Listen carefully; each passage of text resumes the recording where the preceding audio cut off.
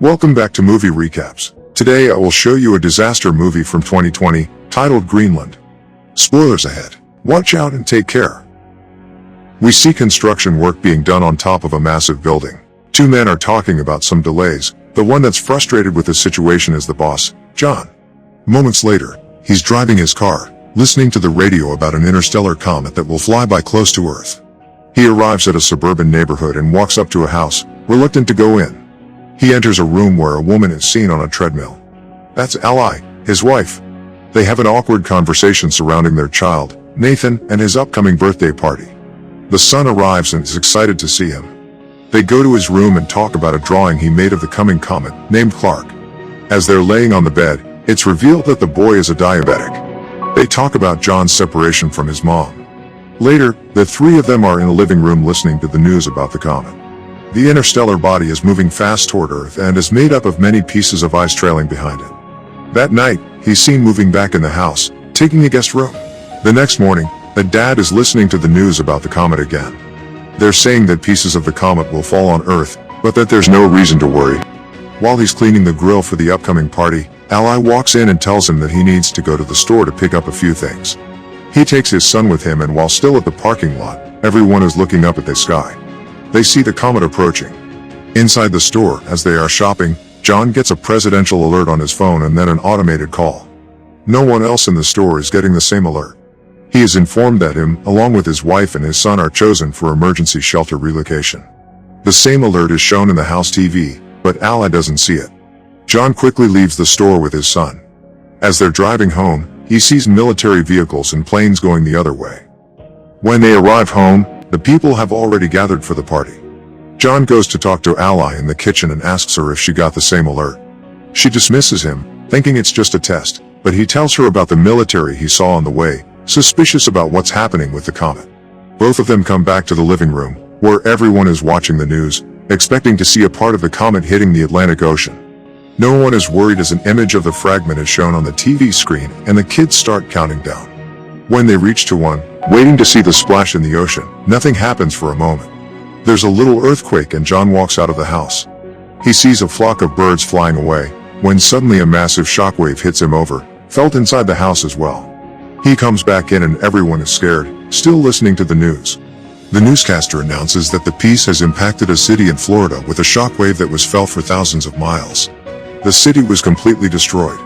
As an orbital shot of the comet hitting is being shown on the news, the people wonder if more pieces will hit the planet. John gets another presidential alert. The call plays on both his phone and the TV, so everyone can see what the message says. None of the others are getting the same message, which states that John can't take anyone else to the shelter, except his family. He gets a security code to enter the plane on his phone. The others leave in a panic. John and Ally are packing, worried if they'll have enough insulin for the boy.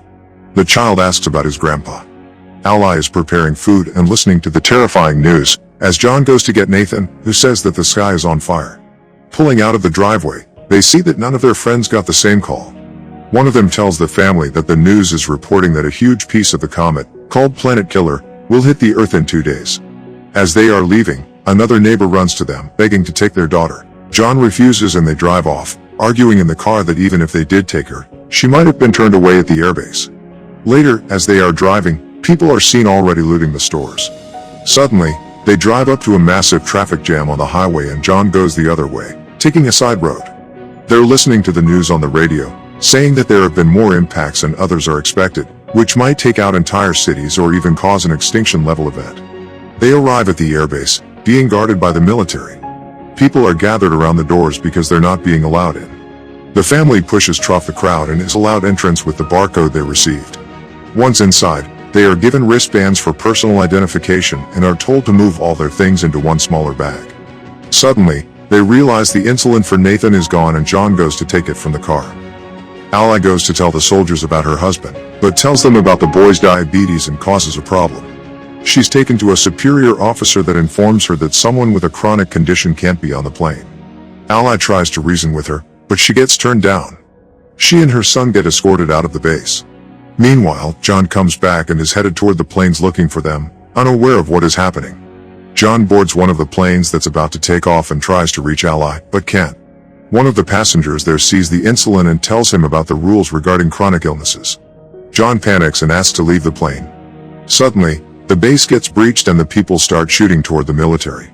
The plane that John was existing has a fuel leak, so he tells everyone to get out and runs away. The plane explodes and causes a chain reaction. John finds out about his family being rejected, as the two of them are already back at the car. Nathan is already low on insulin. The chaos in front of the base continues, so John takes a while to get back at the car too.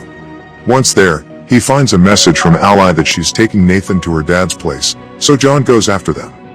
On the road there, Ally and the boy get to a pharmacy. She checks his blood sugar and they go to find insulin for him. Suddenly a gang walks inside and starts shooting, killing people all around.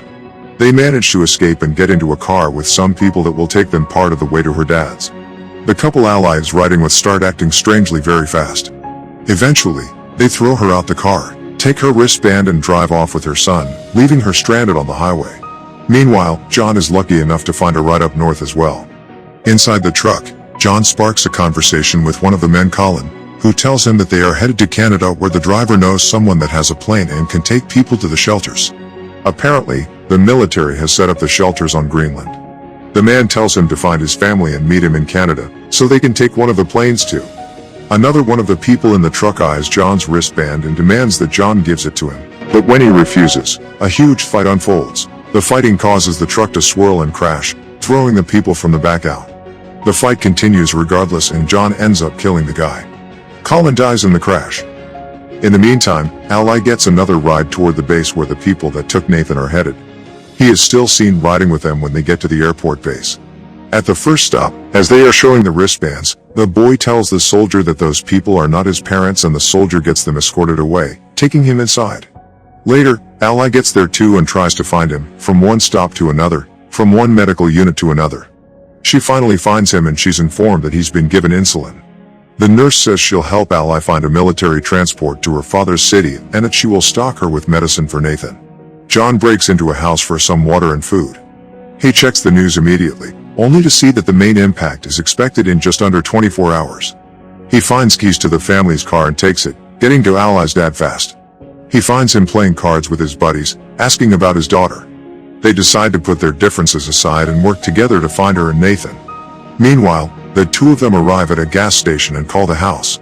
John and her father go to pick them up and the family is finally back together. All of them get back to the house and see that the information John got about the shelters was true. He convinces Ally that they should go to Canada and try their luck, so they prepare for the journey there. Unfortunately, they can't convince Ally's father to join them. Suddenly, a giant piece of the comet falls nearby, prompting them to go immediately. Ally's father gives John a gun and says his goodbyes, staying behind as they drive away. John and Ally reconnect during the drive, promising to stay together. They stop for a blockade along the road, when debris from the comet starts falling all around them. John drives out from the line of cars, but the fragments are falling everywhere.